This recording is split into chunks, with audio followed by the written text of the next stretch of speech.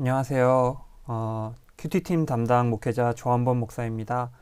이렇게 9월 큐티 개관으로 여러분들과 함께 말씀을 나눌 수 있게 되어서 참으로 반갑고 너무나도 좋은 일이라 생각을 합니다.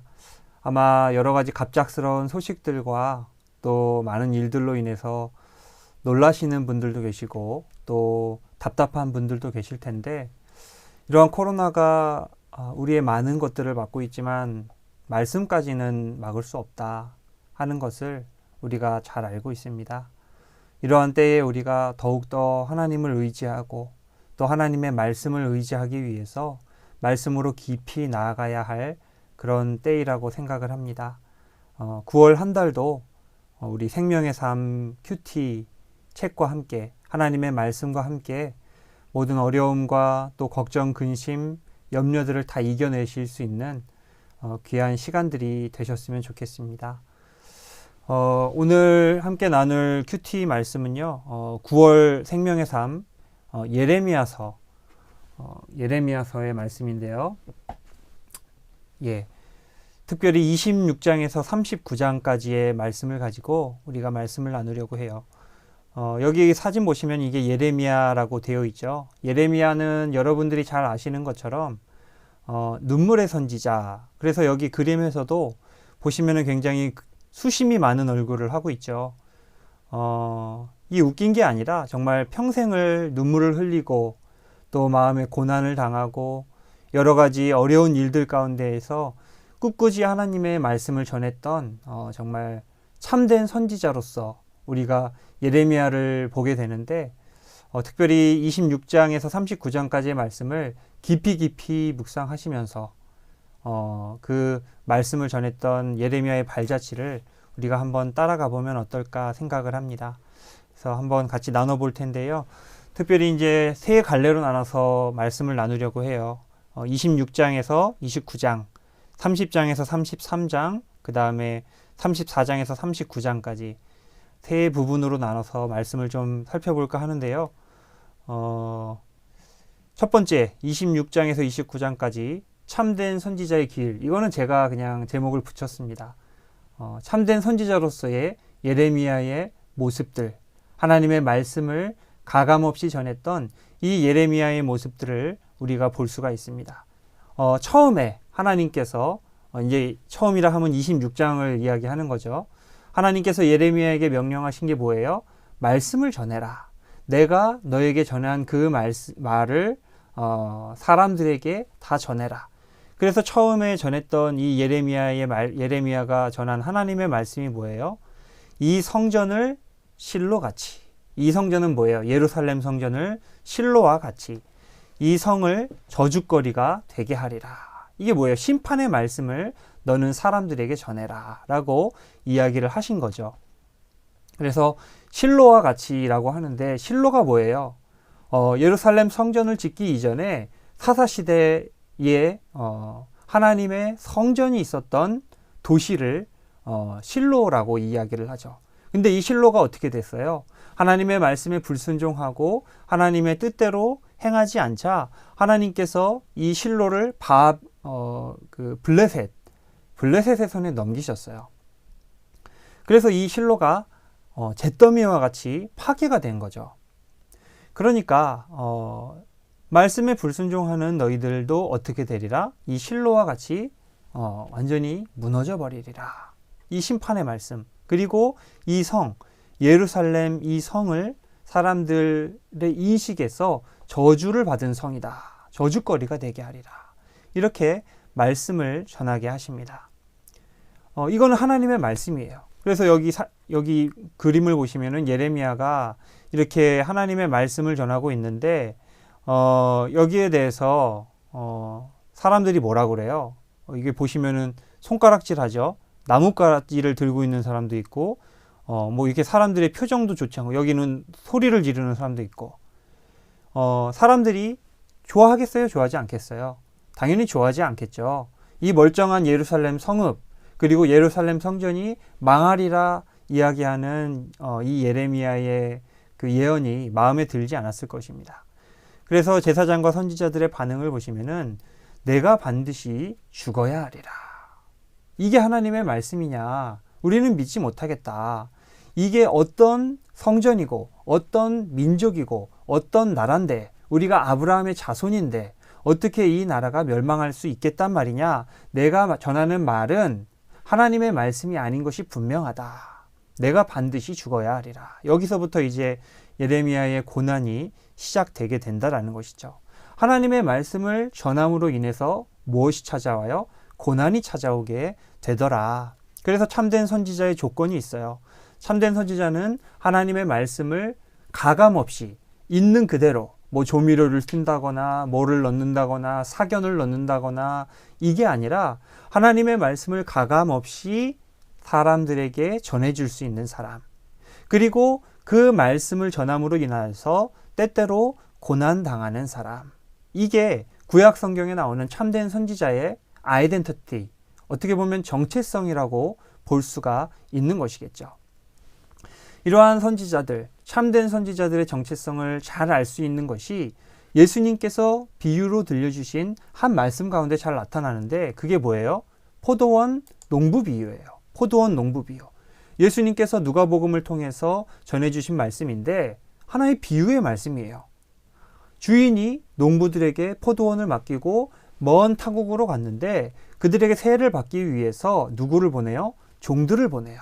종들을 보내서 그들에게 얼마를 세를 내라. 주인에게 바칠 세를 내라 라고 이야기를 했더니 어떻게 해요? 여기 보시는 것처럼 보낸 종들을 계속해서 때려요. 때로는 죽이기도 하고 쫓아내기도 하고 그들을 환대하지 않고 오히려 멀리 쫓아낸다라는 것이죠. 그리고 마지막에는 누구도 쫓아내요. 마지막에 그 아들까지 보냈는데 주인이 아들도 보냈는데 이 사람들이 꾸미는 계획이 뭐예요? 그 아들을 죽이면 이 포도원이 우리의 것이 되니까 이 아들을 죽이자. 이렇게까지 공모를 하는 모습을 우리가 볼 수가 있거든요. 예수님께서 하신 이 비유의 말씀은 어떻게 보면은 이 선지자들의 역사 그리고 이스라엘의 역사를 아주 단편적으로 보여주는 비유의 말씀이다라고 볼 수가 있어요. 보냈던 이 종들은 누구를 이야기를 해요? 하나님께서 보내셨던 선지자들을 말을 하는 것이죠. 이 선지자들을 보내서 그들에게 주었던 포도원에 합당한 값, 그러니까 이스라엘 백성들을 하나님의 자녀로 삼았던 그에 걸맞는 열매를 얻고자 하셨던 것인데 그것을 받으셨어요? 못 받으셨어요? 받지 못하셨어요. 이스라엘 백성들이 결국 하나님의 말씀에 순종하지 않았더라. 이 많은 사람들이 결국에는 죽어서 이렇게 된 모습들을 여기 그림에서 볼 수가 있는데 이게 이제 선지자들의 구약에 있었던 선지자들의 모습이다. 끊임없이 모욕당하고 끊임없이 죽임당하고 끊임없이 고난을 당했던 이들의 모습을 우리가 볼 수가 있는 것이죠. 그 중에 한 사람이 바로 예레미야예요. 여기 이제 맡고 있는 사람들이 보이죠? 이 맡는 사람들 중에 한 사람이 바로 예레미야라는 이야기예요. 그만큼 많은 고난을 당하고 그러면서도 또 하나님의 말씀을 전하고 또 한 번은 이런 적도 있어요. 내가 다시는 하나님의 말씀을 전하지 않으리라. 그들이 듣지도 아니하고 그들이 받아들이지도 않는데 내가 왜 하나님의 말씀을 전해야 하나? 막 이렇게 회의감이 들고 있을 때에 이 예레미야의 마음이 말씀을 전하지 않고는 불타서 어찌할 바를 모르는 정말 그 마음이 불같이 이는 그래서 또 나가서 하나님의 말씀을 전하는 그리고 또 고난당하고 이게 반복되는 게 예레미야에 나타나는 그 예레미야의 모습인 거죠. 예레미야서에 나타나는. 그래서 우리 예레미야를 통해서 구약의 아주 대표적인 예레미야는 구약의 선지자들을 대표하는 전형적인 모습을 보여주고 있다. 라고 이야기를 할 수가 있겠죠. 그래서 이 말씀을 말로도 전하고 27절을 보시면은 상징행위로 예언하는 예레미야의 모습이 나와요. 상징행위라는 게 이제 그 대예언서, 이사야서, 에스겔서, 예레미야서 같은 그 대예언서들을 보면은 많이 나오는데 뭐예요? 말이 아니라 상징적인 행동, 어떤 행위를 통해서 하나님의 말씀을 전하는 거예요. 자, 이 대표적인 게 뭐가 있냐면은 그 잘 안 보여서 이렇게 좀 줄여야 되겠네요. 여기 보면은 인분 떡 먹는 에스겔이라는 이게 나와요. 아직 점령도 되지 않았고 이스라엘이 멀쩡한, 예루살렘이 멀쩡할 때에 어떤 행동을 하냐면은 아주 조금씩 귀리라든지 곡식들을 먹어요. 그리고 이 곡식들로 빻아서 떡을 먹는데, 이 떡을 굽는 불 재료가 뭐예요? 인분, 사람 똥이에요. 사람 똥. 사람 똥은 이스라엘 백성들에게 있어서 아주 부정하고, 그걸로 떡을 구웠다? 그 떡도 부정했기 때문에 먹을 수 없는. 근데 하나님께서 에스겔에게 인분 똥을 가지고서 사람 똥을 가지고서 떡을 구워 먹어라, 이렇게 사람들 앞에 보여라. 이게 뭘 뜻하는 거예요? 나중에 이 예루살렘 성읍이 포위가 되어서 생필품이 다 떨어지고 나중에 사람들이 겪게 될 극심한 곤핍과 고난을 지금 이 상징 행위, 인분으로 떡을 해먹는 에스겔의 행위를 통해서 보여주고 있는 거예요. 이 오른쪽에 보시면은 포위된 토판이 예루살렘. 이것도 에스겔이거든요. 이 토판 위에다가 예루살렘 성읍을 그리라고 이야기를 해요. 그리고 여기다 토산도 쌓고 주변이 이제 나무들로 포위가 되어 있죠. 이것은 이제 앞으로 예루살렘이 포위될 것을 에스겔의 행위를 통해서 사람들에게 보여주고자 하는 거예요. 그러니까 말이 아니라 뭘로요? 상징적 행동, 상징적 행위로 하나님의 경고의 말씀, 심판의 말씀을 전하는 것이 상징 행위이다. 이 예레미야서뿐만 아니라 에스겔서와 이사야서에 다 나타나게 되는 거죠. 그래서 이 예레미야서 27장을 보시면은 뭐라고 이야기를 하느냐? 제가 읽어드리겠습니다. 여호와께서 이와 같이 말씀하시되 너는 줄과 멍에를 만들어 내 목에 걸고 유다의 왕 시드기야를 보러 예루살렘에 온 사신들의 손에도 그것을 주어 에돔의 왕과 모압의 왕과 암몬 자손의 왕과 두로의 왕과 시돈의 왕에게 보내며. 그러니까 뭐예요? 줄과 멍에를 만들어 목에 걸어라. 이게 상징 행동이에요. 상징 행위. 이 멍에가 보이시죠? 요 두 개 이렇게 삐죽이 나와 있는 게 손을 이렇게 결박하는 거고, 그 밑으로 이렇게 둥글게 되는 데가 목을 이렇게 해가지고 이렇게 몸이 이렇게 되는 것이 이 멍에죠. 그 멍에를 네가 지고 사람들 앞에 나가고 이 멍에를 또 예루살렘에 왔던 사신들에게도 주어서 보내라. 이게 무슨 행동이에요? 무엇을 의미하는 거예요? 이 예루살렘이 포로가 될 것이다. 그뿐만 아니라 모압, 암몬, 두로, 시돈, 에돔, 주변에 있는 많은 나라들도 결국에는 바벨론의 포로가 될 것이다 라는 것을 상징 행동을 통해서 사람들에게 보여주는 거예요. 이 상징 행동을 통해서 전하는 하나님의 메시지가 뭐예요? 바벨론의 포로가 되라. 너희는 그들의 포로가 될 수밖에 없으니까 그들에게 맞서지 말고 순종해라. 이것을 이 상징 행위라는 예언의 말씀으로 전하고 계신 거예요. 이 당시만 하더라도 이스라엘의 많은 왕들이 친바벨론 정책이 아니에요. 친바벨론 정책이 아니라 친애굽 정책.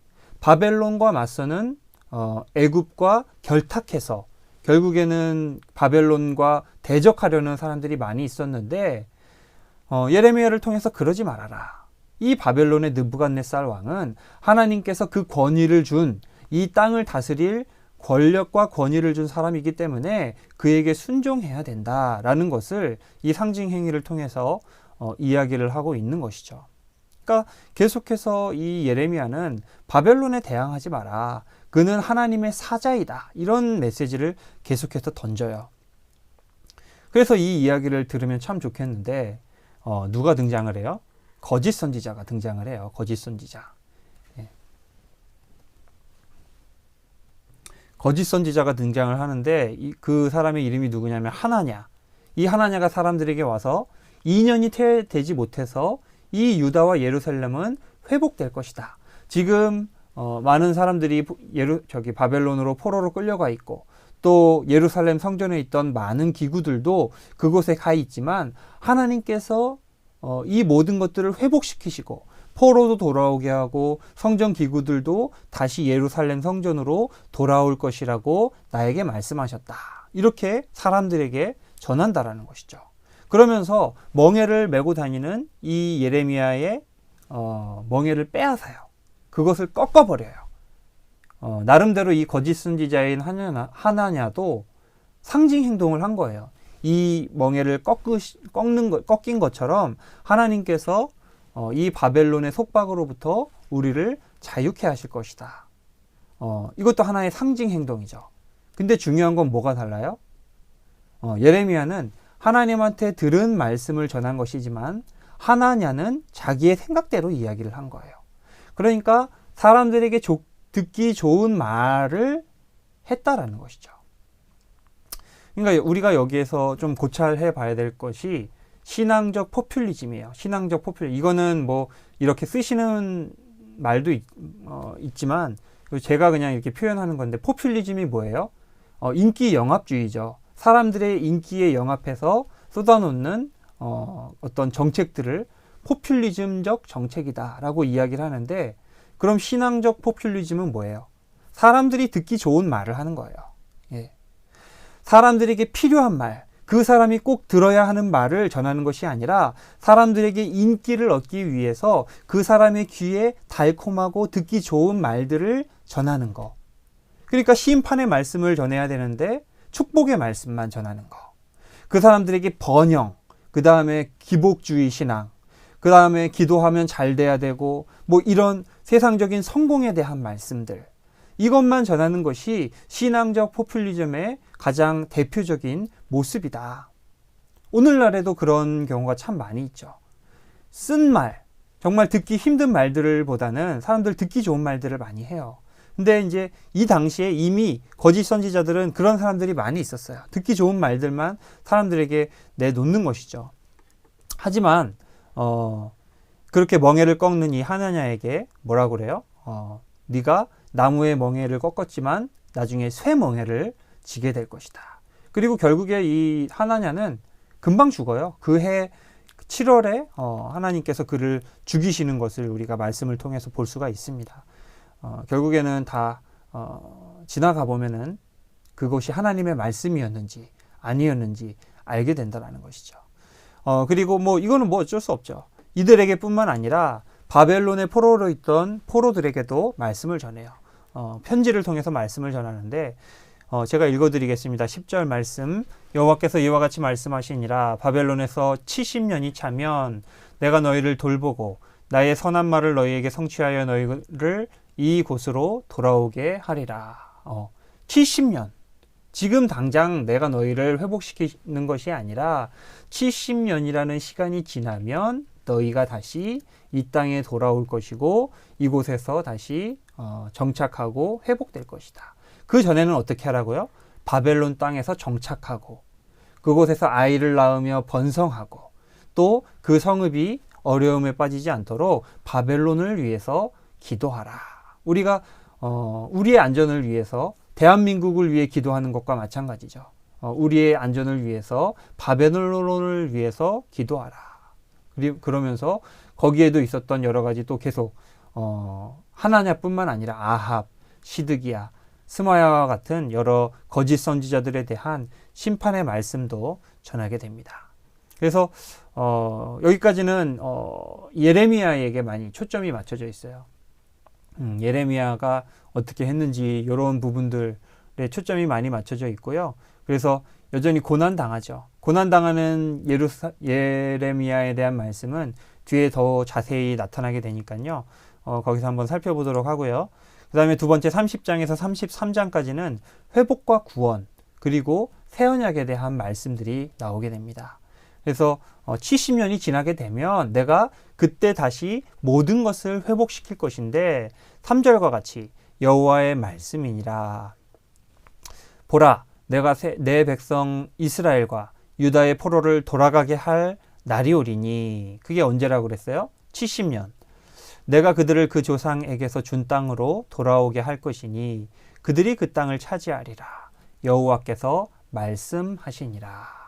그래서 이 선지자들이 가장 많이 하는 말 중에 하나가 뭐예요? 이 마지막 여호와의 말씀이니라. 만군의 여호와의 말이니라. 계속 이거를 반복을 해요. 왜요? 아, 이거는 내 약속이 아니고 하나님께서 주신 약속이기 때문에 그러하다. 그래서 하나님께서 주신 말씀, 내가 회복시킬 것이다. 그래서 이 말씀들을 보시면은 계속해서 이제 어떤 구조냐면은 심판에 대한 말씀, 회복에 대한 말씀, 심판에 대한 말씀, 회복에 대한 말씀. 이게 지금 계속해서 병행하거든요. 그러니까 이 말씀이 병행한다는 말은 무슨 뜻이에요? 하나님의 심판의 목적이 온전한 그냥 완전 파멸이나 멸망에 있는 것이 아니라 그 사람들을 온전히 회복시키고 치료하기 위한 하나의 과정임을 이야기를 하는 것이죠. 이런 회복에 대한 말씀을 전하시면서 새 언약에 대한 이야기를 하십니다. 첫 번째 언약은 뭐예요? 그러니까 헌 언약, 옛 언약은 뭐예요? 신의 언약이죠. 신의 언약인데 이제 새 언약을 세우리라. 나 여호와가 말하노니 내가 새 언약을 세우리라 했는데 33절에 이렇게 기록되어 있어요. 그러나 그날 후에 내가 이스라엘 집과 맺을 언약은 이러하니 곧 내가 나의 법을 그들의 속에 두며 그들의 마음에 기록하여 나는 그들의 하나님이 되고 그들은 내 백성이 될 것이라. 옛 언약 때는 어떻게 했어요? 하나님의 법, 하나님의 말씀을 어디에 기록했어요? 돌판에 기록했죠. 두루마리에 기록했죠. 양피지에 기록했어요. 일단은 십계명이라고 보면은 돌판에 기록한 말씀이었는데 그 말씀을 이제는 어디에 기록한다고요? 나의 법을 그들의 속에 두고 그들의 마음판에 기록하리라. 그래서 내가 그들의 하나님이 되고 그들은 내 백성이 되리라. 이게 달라졌어요. 이게 무슨 말이에요? 돌판에 새긴 그 말씀, 그걸 가지고서 사람들이 결국에는 실패했어요. 말씀에 순종하지 못했어요. 그래서 새 언약을 맺을 것인데 이제 우리의 마음판에 새긴대요. 그게 무슨 말이에요? 자, 그 힌트가 되는 것이 에스겔서의 말씀 가운데 있습니다. 이 법을 속에 두고 또 그들의 마음에 기록한다. 이것은 우리의 마음 가운데에 찾아오시는 성령님의 역사를 이야기를 하는 거예요.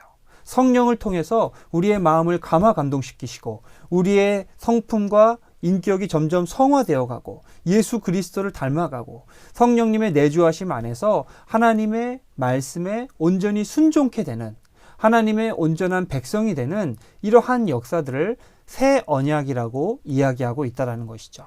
그래서 에스겔서 36장을 보시면은 이렇게 기록되어 있어요. 새 영을 너희에게 두고 그 다음에 내 영을 너희 속에 두어. 그러면 어떻게 돼요? 우리 육신에서 굳은 마음을 제해해 버린대요. 그 다음에 너희가 내 율례를 행하게 된대요. 이게 뭐예요? 성령의 역사를 이야기를 하는 거예요. 성령님이 안 계시면 우리가 하나님의 말씀에 온전히 순종할 수가 없다. 성령님이 우리 안에 내주하신다는 것이 우리 마음판에 하나님의 법을 기록하고 또 둔다는 말에 진정한 의미가 된다는 것이죠. 그래서 이 새 언약은 누구를 통해서 성취가 돼요? 예수 그리스도를 통해서 성취가 돼요. 우리가 우리를 위해 십자가에 달려 죽으신 예수 그리스도를 믿는 믿음 안에서 우리가 의롭다 하심을 얻고 의롭다 하심을 받은 우리에게 성령님이 찾아오셔서 우리 가운데 내주하시고 역사하시고 그 역사하시는 성령님으로 말미암아 우리가 하나님의 말씀과 하나님의 율법에 온전히 순종하게 되고 그 순종으로 말미암아 하나님은 우리의 하나님이 되고 우리는 하나님의 백성이 되는 이 선순환 구조 속에서 가장 핵심이 누구예요? 예수 그리스도의 십자가와 부활에 있다. 그러니까 이 십자가, 이 새 언약은 예수 그리스도를 통해서 우리 가운데 성취되었다라고 이야기를 할 수가 있다라는 것이죠. 이것이 하나님께서 꿈꿔왔던이라고 하면 안 되죠. 계획하셨던 그 회복과 구원의 역사이다라고 이야기를 할 수가 있겠습니다. 그러면서 이제 하나의 또 상징 행위를 또 시키는데 뭐냐면은 아나돗의 밭을 가서 사라. 그래서 기업을 물르라 라는 명령을 내리세요. 그래서 여기 7절 말씀을 보시면은 내 숙부 살룸의 아들 하나멜이 내게 와서 말하기를 너는 아나돗에 있는 내 밭을 사라. 이 기업을 물을 권리가 내게 있느니라. 그래서 예레미야에게 친척이었던 하나멜이 와서 밭을 사라. 밭을 물러라 라고 이야기를 해요. 이게 이제 성경에 나오는 기업 무르기라는 것인데, 우리 여기 이제 보시면 고엘 제도, 고엘법이라고도 이야기를 하죠. 이게 뭐예요? 고엘이라는 말 자체가 기업 무르는 사람이라는 뜻이에요. 기업 무르는 사람. 이게 뭐냐면은 각 사람마다 정해진 기업이 있어요. 땅이 있어요. 근데 살아가다 보면 어때요? 가난해지기도 하고 빚을 지기도 하고 자기 기업을 잃어버리기도 하기도 하겠죠. 그러면은 내 친척이, 내 사촌이 기업을 잃어버렸어요. 그러면 영원히 그 기업을 잃어버려야 돼요? 안 되잖아요. 하나님이 그 사람에게 주신 기업인데 되찾아야 되잖아요. 그걸 누가 해요? 가장 가까운 친척이 하는 거예요. 가장 가까운 친척. 가장 가까운 친척이 하게 되는데, 그래서 그 가장 가까운 사람이 가서 그 밭에 대한 값을 지불하고 그 밭을 친척에게 다시 찾아주는 게 고엘 제도예요. 고엘 제도.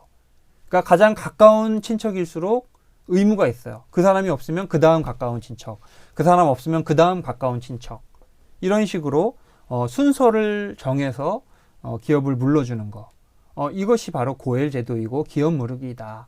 이 고엘에 대한 이야기가 가장 먼저 나오는 게 룻과 보아스의 이야기죠. 그래서 보아스가 나중에 이제 그 기업 무르기를 하는데 누구에 대한 기업을 물러줘요? 엘리멜렉이라는 사람의 기업을 물러줘요. 이 엘리멜렉이라는 사람은 나오미의 남편이고 룻의 시아버지예요. 근데 엘리멜렉도 죽고 그의 두 아들이었던 말론과 기련도 죽고 누구만 남았어요? 나오미, 그 다음에 그의 며느리였던 오르바와 룻, 셋만 남았는데 오르바는 떠나고 이제 룻만 남았는데 이 룻과 결혼을 하게 되고, 그래서 결혼을 하면서 그 값을 기업으로 물러주고, 그래서 기업을 회복시켜주는 이야기가 바로 이 룻의 이야기죠. 여기 나오는 게 이제 이 기업 물을 자의 이야기인데, 보시면은 이 상징 행위를 하는 이유가 있어요. 기업을 물러주는. 이건 무슨 이야기냐면은 회복해 되리라. 너희가 다시 바벨론에서 이 땅으로 돌아오게 되리라는 하나의 상징적인 행동을 이야기하는 것입니다. 자, 생각을 해보세요. 모두가 다 포로로 끌려가고 나라가 망하고 불타 없어지고 그러면 어떻게 돼요? 주인이 소용없잖아요. 더 이상 이제 회복 불능의 상태로 왔기 때문에 뭐 기업을 무른다거나 밭을 산다거나, 그래서 그 계약서를 뭐 봉인을 한다거나, 계약서가 무슨 소용이에요? 나라가 망했는데. 근데 그런 와중에도 하나님께서 이 예레미야에게 기업을 무르고 그 밭을 산 계약서를 너희가 항아리에 넣어서 밀봉하고 그것을 잘 보관해라, 이렇게 이야기하는 이유가 뭐예요? 다시 나라가 회복될 것이거든요. 다시 사람들이 돌아오게 될 것이거든요. 자기의 기업을 찾게 될 것이거든요. 그렇기 때문에 이것이 의미가 있다. 그래서 44절에 보시면 이렇게 기록이 되어 있어요.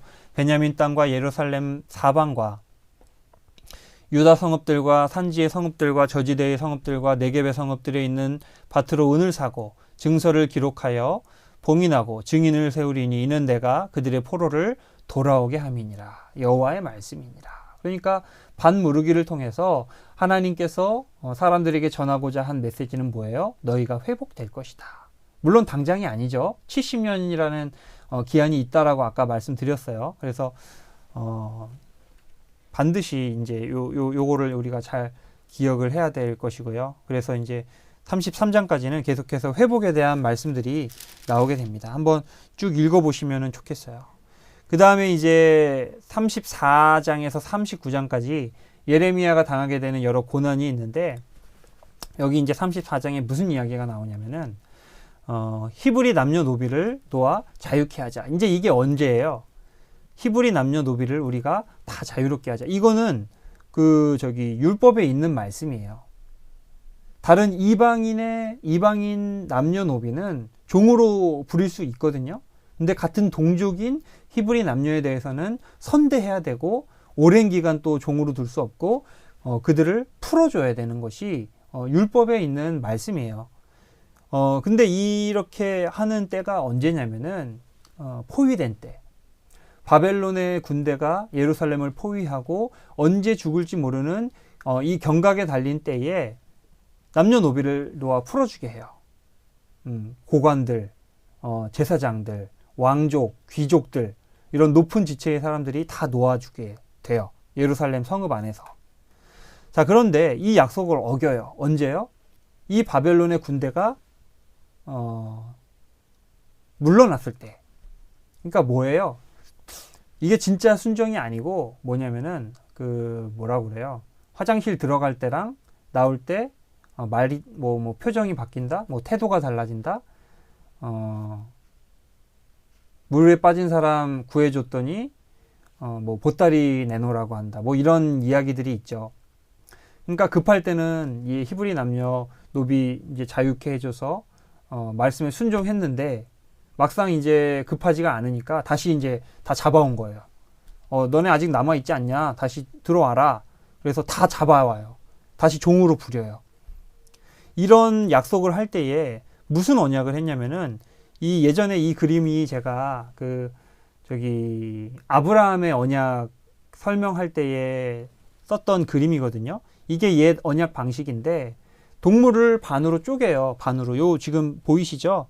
반으로 쪼갠 거. 여기 앞에는 지금 소가 반으로 쪼개져 있고 양이 반으로 쪼개져 있고 그 다음에 염소가 반으로 쪼개져 있고 여기를 반으로 딱 쪼개가지고 양쪽으로 벌려놔요.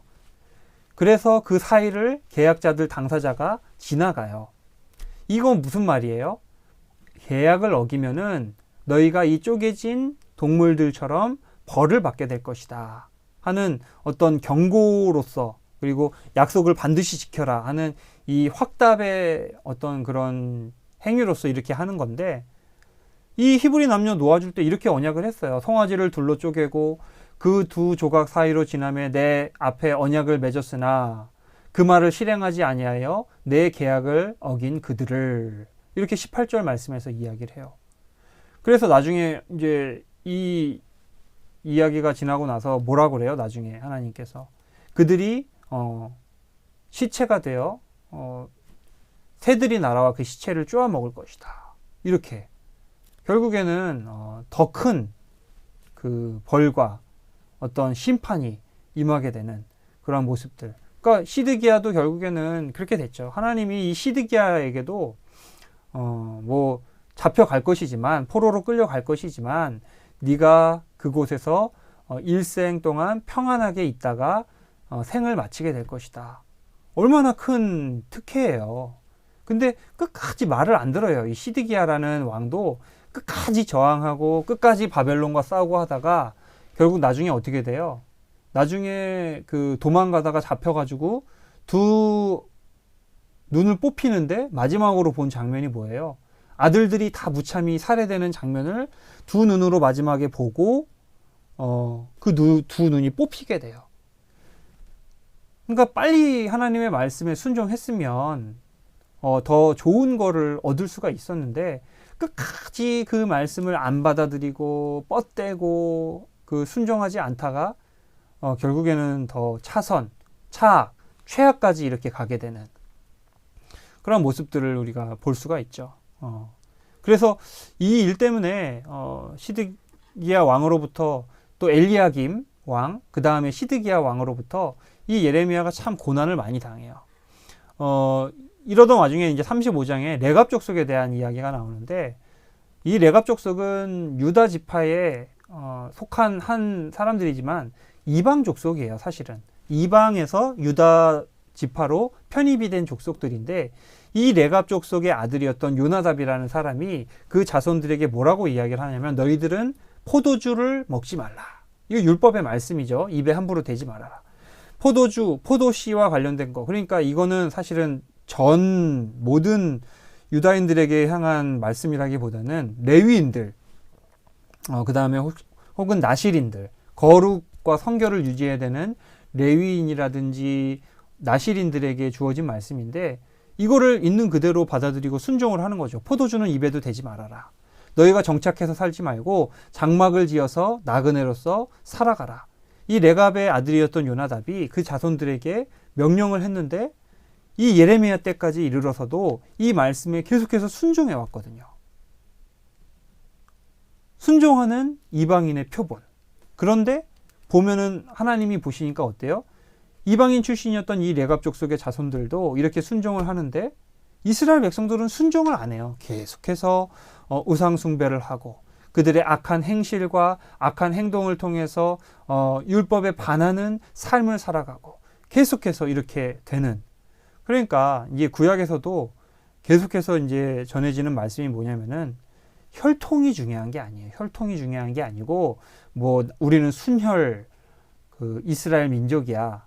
우리는 순혈 유다인이야. 뭐 유다 지파야. 이게 중요한 게 아니고 그들이 하나님의 말씀을 듣고 있느냐, 듣고 있지 않느냐, 순종하느냐, 불순종하느냐.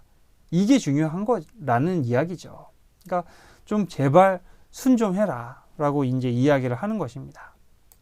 여기 보시면은 36장에서 39장까지 계속해서 예레미야는 하나님이 전하시는 말씀을 전하려고 하고 근데 계속해서 뺨을 맞기도 하고 이 사람들에게 멱살잡이 당하는 거 보이시죠? 야, 저 사람 끌어내! 그래서 막 사람들에게 매도 맞고 멱살도 잡히고 모욕도 당하는 장면도 있고 이 오른쪽에 보시면은 여기 구덩이 같은 데서 이 예레미야가 끌려 올라오죠. 이게 뭐예요? 시드기야 왕한테 마음에 들지 않는 말씀을 전했다고 해서 야, 저기 밑에다가 가둬버려 하고서는 밑에다가 넣어버린 거예요. 거기서 고난의 물과 고난의 떡을 먹게 해라. 뭐 고난의 떡이 뭔지 정확하게 모르겠는데 적은 양을 주었거나 뭐 아니면은 좀 질이 나쁜 것을 주었거나 뭐 그런 식으로 고생 좀 하게 해라 했는데 여기 이제 여기 있는 사람이 에벤멜렉이라는 넷인데 여기 도와줬죠. 도와줘서 끌어올리게 하고 그를 풀어주게 한 사람이 이제 39장의 에벤멜렉이라는 사람으로 등장을 하게 됩니다. 그래서 계속해서 끊임없이 하나님의 말씀을 전하면서 고난을 당했던 사람이 바로 이 예레미야라는 사람이었다라고 하는 것을 우리가 알 수가 있습니다. 예, 그래서 26장부터 29장, 39장까지 한번 살펴봤는데요. 이 예레미야서를 보면서 정말 참된 목회자에 대해서 저는 좀 많이 생각을 하게 됐던 것 같아요. 너무 이렇게 오늘날의 목회자들이 좀 너무 편안한, 그러니까 또 적당히 타협하는 그런 모습으로 살아가고 있지는 않나. 저를 포함해서 뭐 제가 뭐 누구를 꼭 비난하는 건 아닙니다. 항상 제 비난에는 제가 꼭 포함이 되어 있습니다. 너무 좀 그런 모습들이 있지 않았나. 굳이 따지자면 이 목회자들은 사실은 제사장이라기보다는 선지자에 가깝거든요. 하나님의 말씀을 가감없이 전해야 되는 선지자에 가까운데 과연 구약 전통에 따르는 이 선지자의 정체성을 가지고서 말씀을 전하고 있는가 한 번쯤 되돌아봐야 할 때이고 또 이거는 성도들에게도 해당이 되는 이야기예요. 사실 이제 목회자들이 듣기 좋은 말씀을 전하는 이유 중에 하나는 그걸 성도들이 좋아하기 때문이죠. 거기에 대해서는 반응이 좋고, 은혜 받았어요, 목사님. 너무 좋아요. 근데 이제 또 안 좋은 말씀 전하면 표정도 안 좋기도 하고, 뭐 그런 일들도 있겠죠.